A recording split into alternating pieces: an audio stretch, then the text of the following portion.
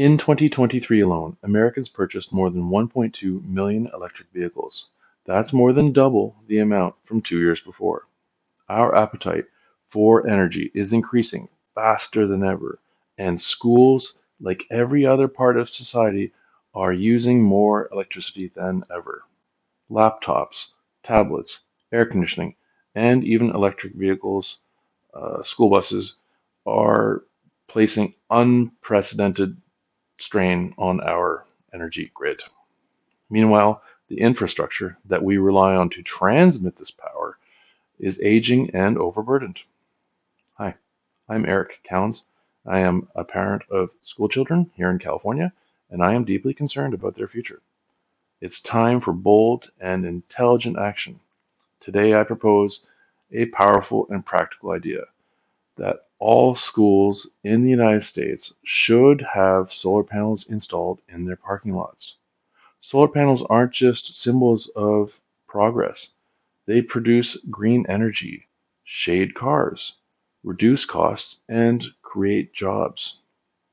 Imagine if every school parking lot created clean electricity right where it was needed. Solar canopies can do just that.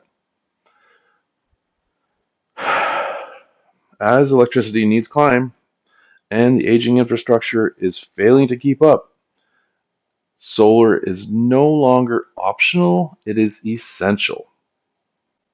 From increased air conditioning needs, from global climate change, to the surge in personal electronics, to electric vehicles, our electricity demand is rising fast. The United States Department of Energy projects a 15% increase in demand by 2030. AI is particularly power hungry, and it's only getting more intense. Schools are hosting server rooms and vehicle charging stations. Our existing power lines and grid infrastructure can't keep up with these new demands. Without local solutions, schools will face rising costs and more power disruptions. Can we wait? Across the United States, we are facing supply chain issues with widespread tariffs and heavy reliance on China for raw materials to build solar panels and batteries. While we are in the midst of a 90-day break in tariffs on Chinese goods, let's act now while supplies last and costs are a little bit lower. Compared to other renewable energy sources, solar is one of the fastest to implement. And currently, no nuclear power plants are being built in the United States. We need power now, and there is a way to pay for it.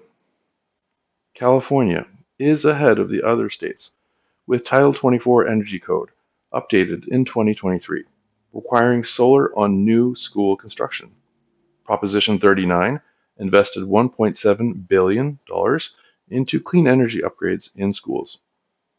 Enacted a couple years ago across our nation, the Inflation Reduction Act's direct pay provision means schools receive up to 70% of project costs back with no tax liability.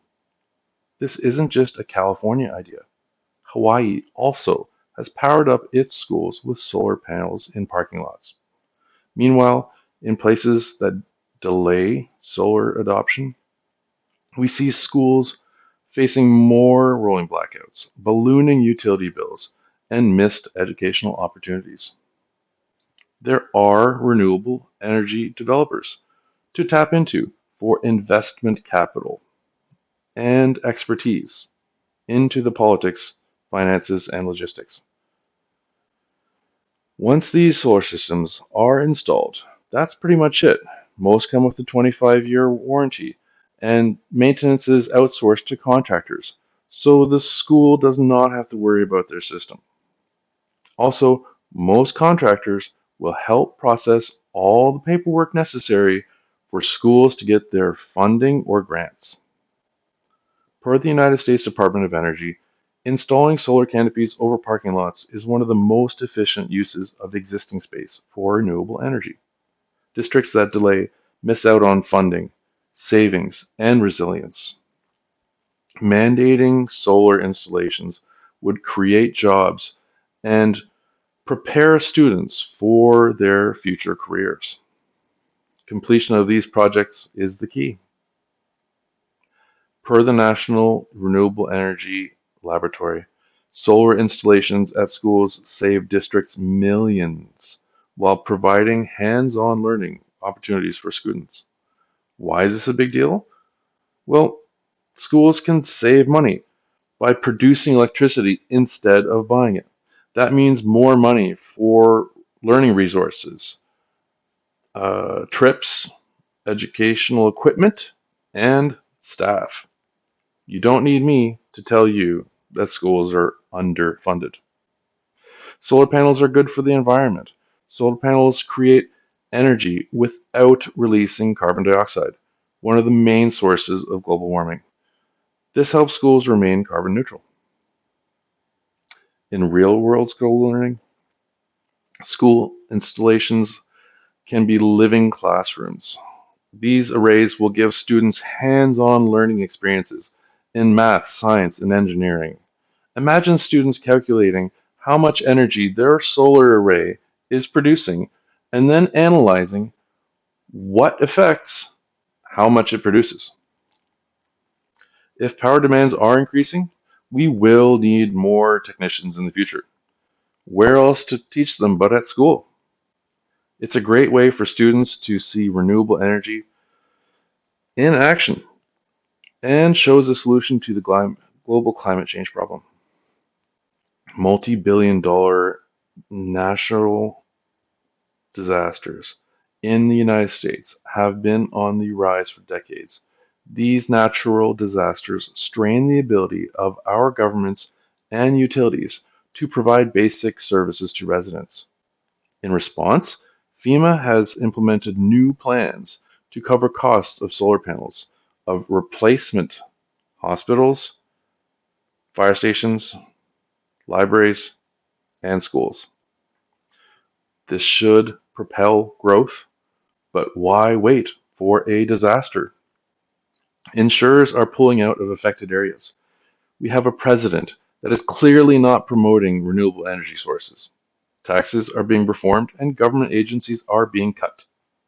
Let's not wait for mandates. Let's lead the way. Encourage your school board to act. Talk to your PTA. Contact your senator or congressional representative. It's not just about saving money or the environment. It's about giving schools the tools they need, getting students interested, and in learning, they will create a better future for everyone. The sun rises every day. Let's use it.